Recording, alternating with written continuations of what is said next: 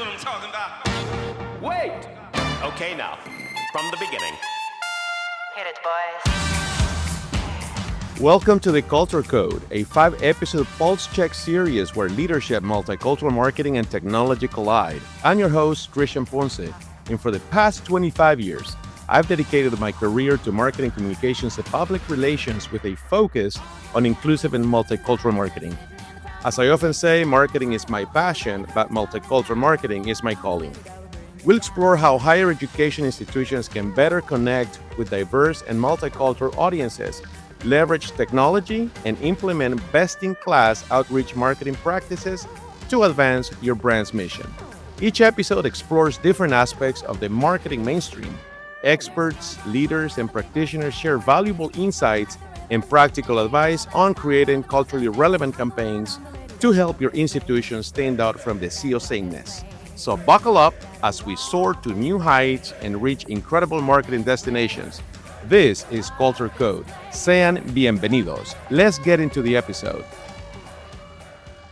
Today we have Frank Tramble as our distinguished guest. Frank is a highly accomplished communications professional who serves as Duke University's Vice President for Marketing Communications and Public Affairs.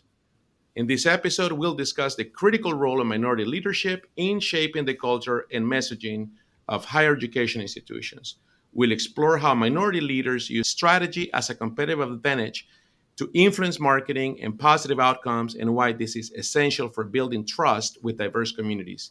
We will also explore how higher education institutions can better connect with diverse and multicultural audiences through thoughtful branding, marketing, and outreach strategies. Frank, thank you so much for saying yes. Welcome to the Culture Code. Thank you so much for being with us today.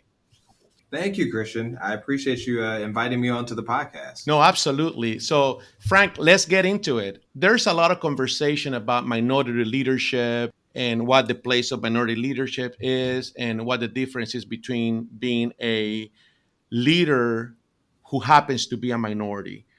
Can you discuss the difference between minority leadership as a token and a minority leader? Understanding the distinction is critical. So, can you elaborate on this topic?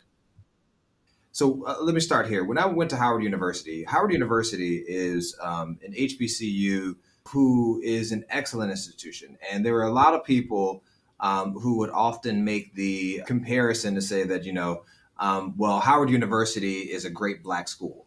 And when they made that, that comparison and that analogy in that way, what happens is they actually are downgrading the institution and putting it into a box to say that because it's a Black institution, it's great for it being Black. That's exactly the wrong interpretation of what these institutions are, and also what many minority leaders are. They're not great leaders because they're minorities. They're great leaders who happen to be minorities. Howard University is a great institution that happens to be an HBCU. And so whether that tag is on there or not, these are individuals who are excellent at their jobs, institutions who are great at what they do, that then also, again, can service and speak to broader audiences because of the nature of how they choose to do that work. That is such a great point, Frank, that you're making. The difference between being an executive and a leader who happens to be Black or Latino. I think that's super important. And we were having a conversation earlier on about what is a token and what does that mean, tokenizing an individual or tokenization. Can you elaborate on that? We mentioned something about structures of institutions. Well, yeah. I mean, the word token in general, it refers to essentially someone who is only put in place or power because of something that has nothing to do with their skill set, something to do with their race, their religion, their something that they represent physically, and then that's the only reason why they're in the position. So that's and there's no one else there. So the token aspect is really, and I think what gets misconstrued there is that the token is not the decision of the person. Token is the decision of the institution or the company who has decided that they will only do that for this particular reason. So the minority who is in those positions, they're not someone who has chosen to be a token, if you will. The position, it has to be structured for it to have no power and for it to have no influence over an organization in order to do that. When there is a true understanding of the position, of how it fits in the organization, and because the best person who emerged from the process in that case is a person of color, that is not a token person. That is an institution that has identified a great person who happens to be a minority, and is someone who now can give a different perspective as well for how that institution can be influenced moving forward in whatever their particular role, whether it's marketing, whether it's finance, whether it's any of those spaces. It gives a different set of filters in that way. And I think a part of the questions that constantly get asked about minority leaders is what's the difference, if excellence is excellence. Life experiences. It's the world in which we set a series of filters to understand people, and everybody brings a different set of filters to that equation. And so if you have people on your team who all have the same filters, meaning they lived the same type of lifestyle growing up. They lived in the same type of neighborhoods. They had the same type of high school experiences. They had the same type of friends. They had the same type of college experience. If you put too many of those people onto a team, you do not have the representation of the constituents that you actually are looking to speak to. And so there's a challenge that you don't have enough of the filters to understand how a situation can be viewed very differently from someone else's point of view. And I think that's where the space in which a minority leader who has had to have their life built on a series of filters and understanding other individual filters, for that to be a great distinction for how that person can be successful in your organization as well. I love what you're saying, because I think part of what I understand is that you're basically speaking about cultural intelligence, right? And this idea to communicate and relate really well to others who may have a different filter from your own. Can you talk to me a little bit about your own personal experience, about how you have been so intentional about living multiculturalism outside of work? In other words, you were mentioning to me about your support systems, your friendships, your colleagues, the people that you relate to, and how you bring that perspective to the table at Duke, for example. Can you speak to that? Yeah. Thanks for that question. A question I often get, because I truly believe, especially in the marketing communication space, that we need to have diverse and inclusive teams, because our institutions are not monoliths. There's so many different people that come, and there's a phrase I constantly use, which is, our job is to solve, as an institution, the world's greatest challenges. In order to do that, we must look like the world. We have to look like the world in order to do that. And so, so in thinking about how we tell those stories, that means those stories are told from multiple different perspectives. And if you don't have a team that represents that in some way, then you're not able to really, speak in an authentic way where those stories land. And so when people ask, how do you get a diverse team in general, I have to always direct them back to, there's not like just a place you can go to find people of color and that's the reason why you should bring them on the team. No, it's more about you as a leader. Do you only seek to have inclusive and diversity when you're leading a team, or do you actually do that as a part of your entire life structure? Because the only reason why I can create a diverse team is because when I reach out about a position, the network of people I have interacted with personally every single day, and intentionally understanding and intentionally going out to try to find and be uncomfortable in spaces, going into people's homes that are different from me and have different cultural experiences, different eating practices, different everything about, and being able to sit in that and understand and see what that difference is. I've done that enough times where my network is diverse. So the people I choose to be around, the people that I'm constantly interacting with, are from all different types of races. And that's what I want, because I only know my own perspective. And even within your own race, I don't speak for every Black person that exists. There's so many different ideologies and ethnicities within the Black culture that I have to do that within the Black culture. The way that I grew up was not the way someone else grew up. I need to understand that. I need to sit with them. I need to talk with them. I need to understand those individuals in a way that most people don't take the time to do. And when you do that, you find yourself just getting smarter because you are trying to understand the world more. And I think that's where, that relationship all adds into what leads you to be a great communicator or even a leader in those spaces. I think that what you're saying right now is so incredibly important for the time we're living in terms of how the face of America is changing before our own eyes. If we take a look at the demographics of this country, if we take a look about how minorities are exploding in demographic growth, basically we're becoming a very diverse country already. When you're talking about 21% Hispanic populations, African American, not way behind that as well. So you're having this group. We really need to relate well to all these audiences because they're becoming the mainstream. I look at it this way. You need to, yes, because it's becoming the mainstream, but also you should care because those are the individuals that you serve inside of your institution. The American experiment is bringing a whole bunch of races and ethnicities together to live here in this one part of the planet and try to cohabitate and live and find a society that works. That's what the American experiment is, right? When you go to other countries, the diversity level of America does not exist in a whole lot of other countries, right? You're not seeing this particular level of that in that space. And I think that is the same for what happens on college campuses. We bring together all these disparate backgrounds because all of those backgrounds are what's needed to then take a problem that affects everybody and to actually solve it for everybody. When you look at health outcomes, you look at all these things. I found a cure to something, but it only works in these particular races. Why doesn't it work in another race? You need people here in order to think about those things so it works for everybody, right?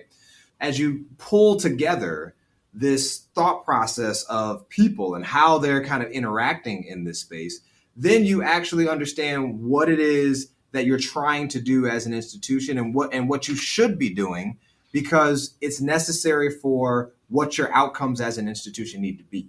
And so just because the group is growing, it also means that you need to be thinking about how all of the outcomes you wish to have in your research and in your institutions, those need to be the people you're speaking to. And the challenge is going to be if you don't have people that understand those filters in those ways and have dedicated either their lives to understanding someone differently or can bring multiple different perspectives into the room, then you will never get to the insight that actually, and I mean actually, works in the marketing and communication space to then have a story land with that person.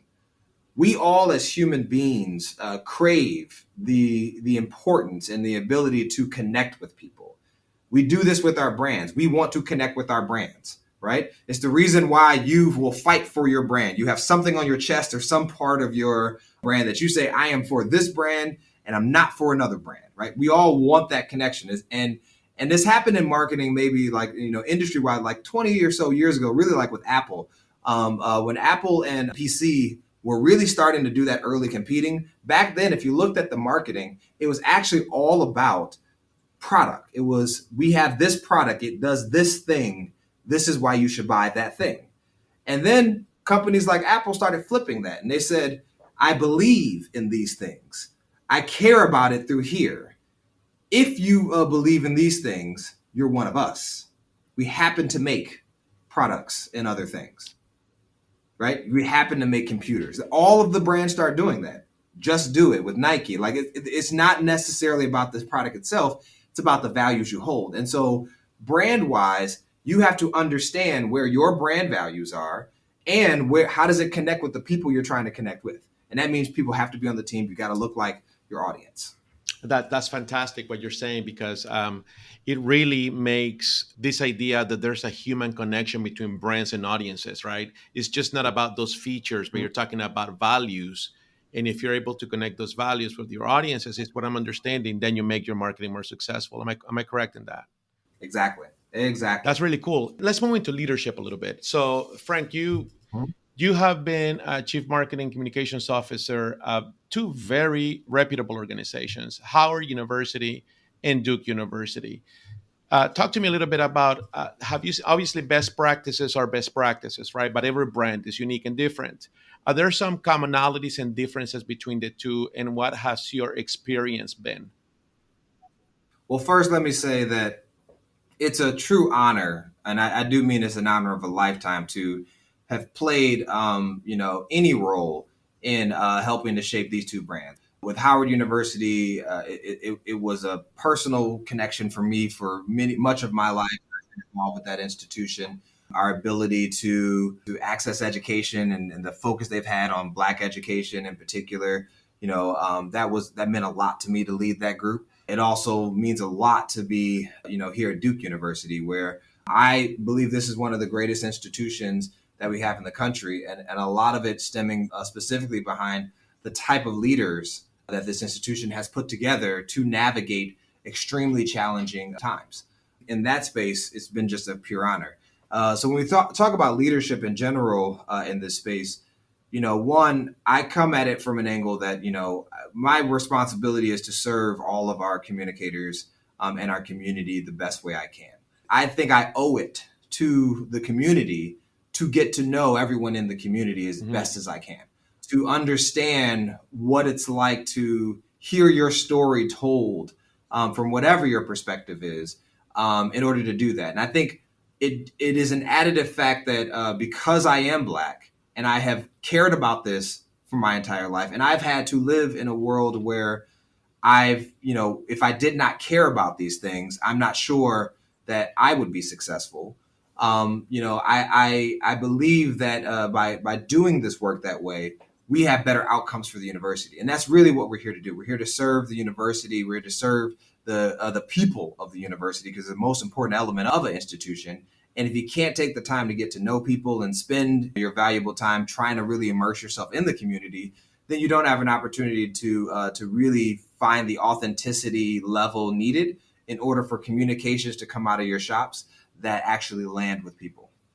Earlier, we were touching about how you live and breathe multiculturalism on your daily basis, even outside of work, right, on a daily basis. And so obviously that you bring that somehow, because we bring ourselves to what we do, to a job. So have you been able to bring that storytelling to Duke's marketing, communications, and public affairs in terms of ensuring diverse populations are included in that narrative and in those perspectives?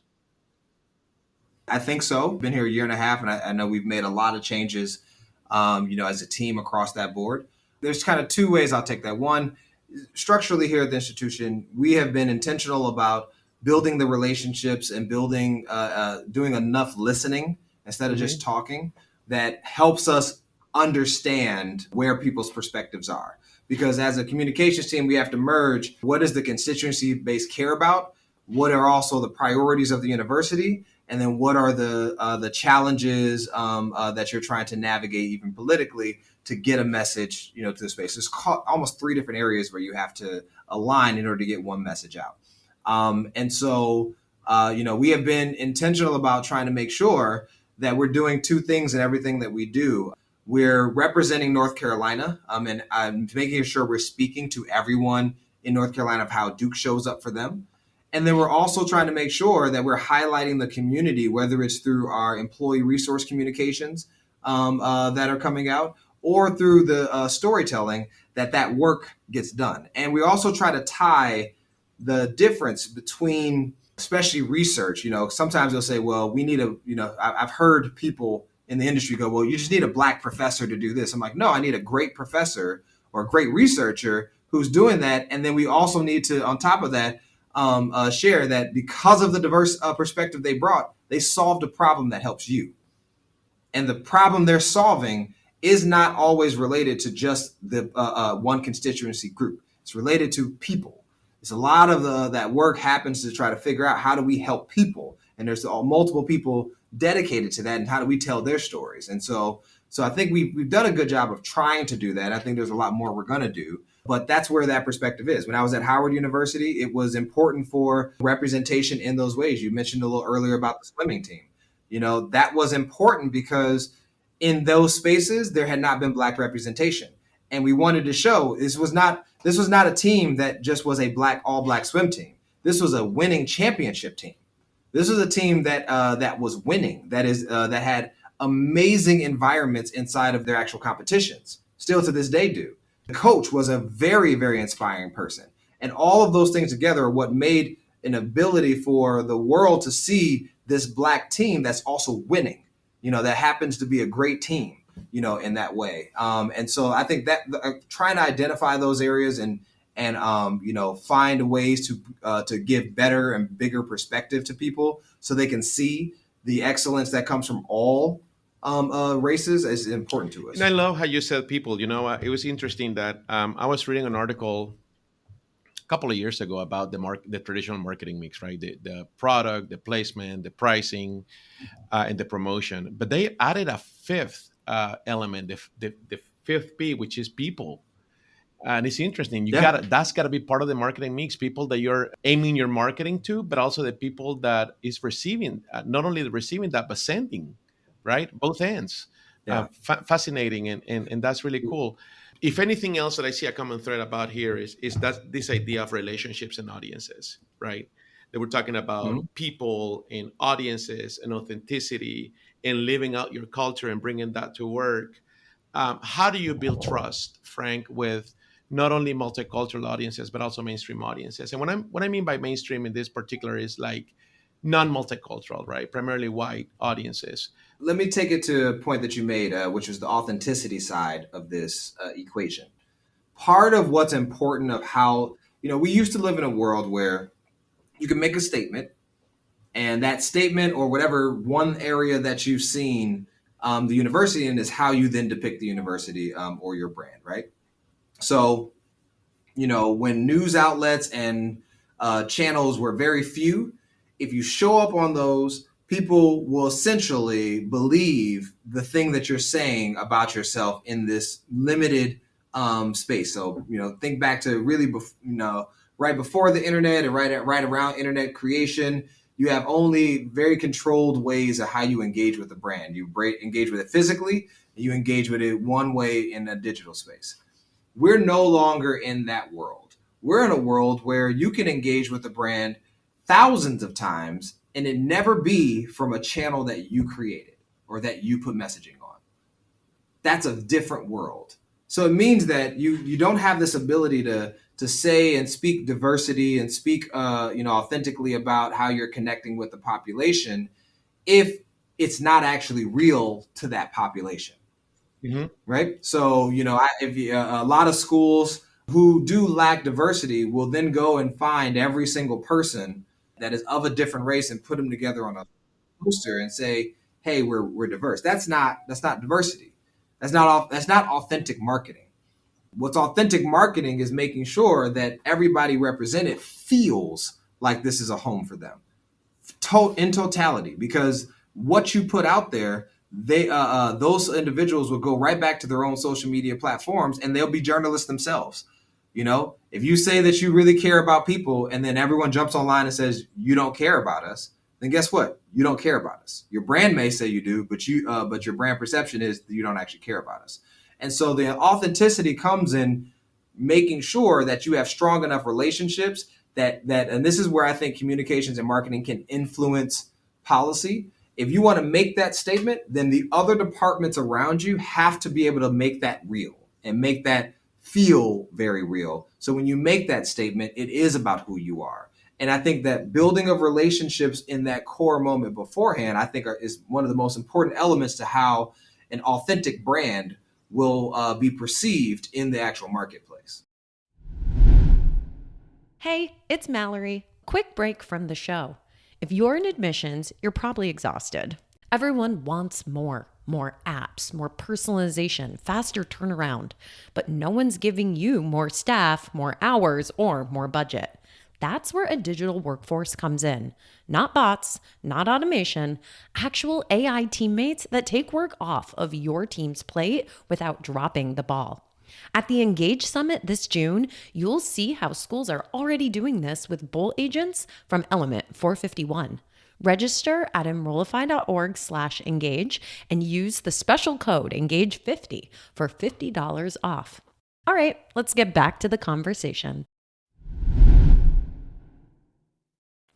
That's just great. Again, going back to that, living the culture and having that true representation for the brand because people are living it in their daily lives, right? That's even more important than just a script, right? Remember the days when a 30-second spot was all you have? Yeah, that's all. Hey, I'll give you a story. So this really started with me when I was at Michigan State as a student. I worked in this program as like the phone-a-thon program, the telemarketing program. And most universities have some version of the telemarketing program. You got students who are really excited to call and talk to you. You're trying to raise money. And I had a thing about asking people for money. I didn't like it. Like, it kind of gave me anxiety about like calling someone and just asking them for money. And then one day it just occurred to me because someone said, why don't you just get to know the people on the phone? And I was like, you know what? I can do. I love that. I love being inquisitive. I love talking to people. I love trying to honestly get to know people. Again, back to that authenticity of just understanding people. I've always enjoyed that. So I just started as a student getting to know people. I stopped really, caring so much about the money side. And I went, I just want to get to know people. I'm going to do my job on the back end and ask for the dollar that I have to ask for. But I'm actually on this call because I want to get to know you. I'm a student trying to learn something. I honestly care about everybody's different experiences. And what I started to see was after people wanted to talk to me more, people wanted to engage with me. People was like, oh, okay, guess what? I think all horrible things about you as a telemarketer. But when I talk to you, you feel different because you actually feel like someone that cares about the fact that I just got off work and that I got family and these other things. And I'm taking my time to talk to you. It feels like it's valuable to you. And at the end of that, what that result was, I ended up doing very well because people did want to give money because of those spaces. And I use that as an example because that's where, as a university in marketing, you have to be. You have to actually want this. You got to find the enjoyment in learning about different cultures and talking to people about different cultures because they feel it. One of the things that I tell my teams all the time, the worst place to be people to people is in toleration, not in acceptance or in above that.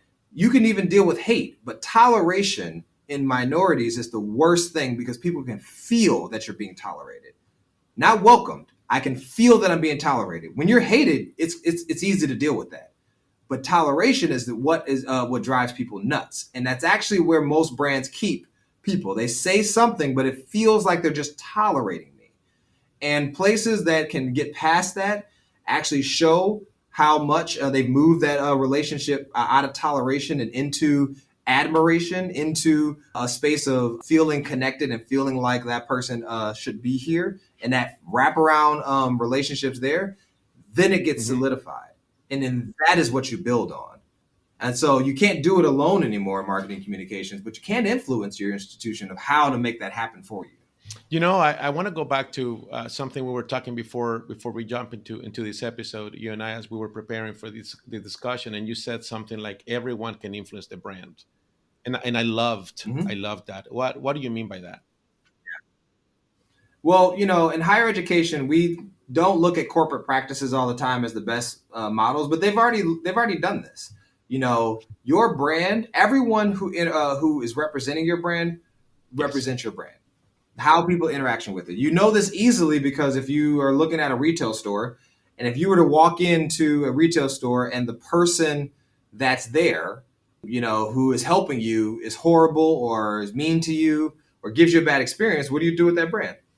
You say, I'm not going to do it. You may give them another chance, but if that happens 2 or 3 times, you're not going to engage with that brand anymore. Doesn't matter how nice the marketing is, doesn't matter how anything is, they're representatives of the brand. In this space in higher education, everyone gets a chance to represent that brand, and everyone gets a chance to influence that brand. Because if you are someone who is finding success in a space of representing that brand, then you can actually influence overall, no matter what your position is, how others will start interacting with that brand. And that's a huge element. I mean, it's important to have leaders. Let me be very clear. It's important to have leaders that understand it. It's very important to have leaders who are inclusive and diverse in every aspect that can be. It also, even if you are the most junior person on the, in the organization, how you show up every day is how you influence the brand. And people can see that. That can have a ripple effect through everything. It's the problem is when you don't feel like or you don't realize that you are a brand representative in every shape and form. whether it's the person answering the phone, whether it's the person cleaning the halls. Everybody has an opportunity to influence that brand. That's great. Frank, as a CMO now, with your experience, and what would you say to someone who would like to be who you in your shoes eventually and be a CMO or have it some sort of a leadership in a marketing shop at a university? What are some of the challenges and successes that people can expect at that level of leadership? Can you speak to that? Yeah. Well, there's a lot of on both sides. One being, I think it's important to understand that as a leader, you are here to serve everyone that works for you. And I think the space that troubles people is when they get leadership roles and they believe now I can make everyone do what I want them to do, and that will be the reason why I'm successful. And in reality, you're only successful because of the people around you. You're only successful by your relationships and your partnerships. You're only successful by how much you give, both behind the scenes and publicly, and how you're building and visibly showing up to things that you may not always have to do. I mean, it is the hardest part of this job is trying to be in so many places at once. If you only take it, and as you go up in space, if you look at it skill-wise, your skills get you promotions early on. After a certain amount of time, your skills are about the same as everybody at that level. And then the filter changes as you try to get into being a CMO or someone at the chief executive office. It's more about now, how well do you know how to implement those ideas? How well do you have or at least how strong are your relationships and your partnerships in order to do that? Because nothing can be done in a vacuum. And so some of these challenges are that. Challenges as a Black male in this position. I mean, I don't say this as a celebratory point because I honestly feel like it should have happened before. But to be the first Black person to hold this job, to be only the second Black person in general to hold this job at any elite school in 2023, it's not a great situation. But it is an important one that puts a lot of weight on our shoulders because I know and why I want this to continue to succeed is because the university needs this, but also I always want there to be an ability for other institutions to try and see individuals who look like me as people who can serve their institutions too in the same types of roles. I had a candid conversation one time with an individual, a headhunter. I was trying to just ask, this was earlier in my career, why is it or what makes it so hard for a Black male or a person of color oftentimes to move forward and move up after a certain amount of promotions? And he flat out said two things to me. He said, there's more white men named John in your position than people of color in totality. And two, no matter what, in a lot of cases, people are more scared of your skin tone and what challenges they may get with that than they are with someone who fits the mold physically and also has had problems in their past. I've always seen that delta of comfort because you need to see it. You need to see success at it being a driving factor to how we, can, or at least what I can do for the industry to hopefully show that, there's a lot of value that you can get also when you do hire someone who is a person of color too. And Frank, finally, do you have any practical advice for people to sharpen their cultural competencies? Yeah. Well, the practical advice is wherever you are uncomfortable, whatever culture you're uncomfortable with, tomorrow you need to start diving into, and you need to spend time being uncomfortable. My life has been about spending as much time in places that I did not feel comfortable, so therefore I can feel comfortable, period. And that's with every ethnicity, of course, with race, with gender, anything, because we represent a multiverse of people, if you will. So you've got to, starting tomorrow, start interacting with people in different ways. And I'm talking about the ways that make you feel uncomfortable. It means going out with a friend. It means going to someone's house that you may not have always gone to. I know plenty of people who do not go to someone else's house because cultural differences. It's like, no, go learn that culture. Go learn how people live. I travel the world, and when I do, I try my best to get very close to people who are there so I can understand them. Because whatever's in a nicely curated, formatted board meeting is not going to be the representation of the person that's actually there. So the practical advice has to be that start spending time being uncomfortable. And then as you spend time in there, you'll find that you'll grow. Your box will completely expand, and you'll see things from different perspectives that will open your eyes. And to be very clear, it doesn't mean you have to change your own perspective to understand someone else's perspective. It means that you get to understand your perspective that much more because you see it from a different way. And I think that's an important element, because sometimes the argument can be made as some zero sum. Either it's my way or the highway. And honestly, when we're talking about marketing communication practices right now, we're talking about speaking to audiences and cutting those audiences up to give insights and talking points to those who need to hear what they need to hear. This audience is different than another audience. What's really important to them may be very different to another audience.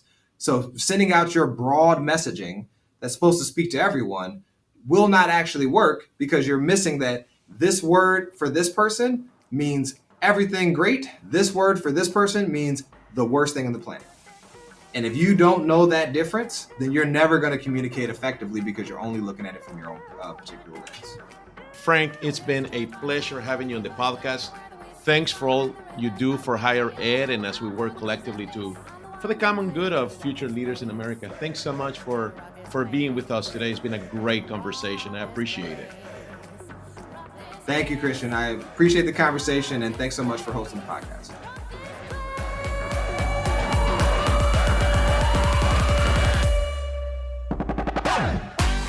This Pulse Check mini-series has been brought to you by Element 451, the next generation AI student engagement platform helping institutions create meaningful and personalized interactions with students.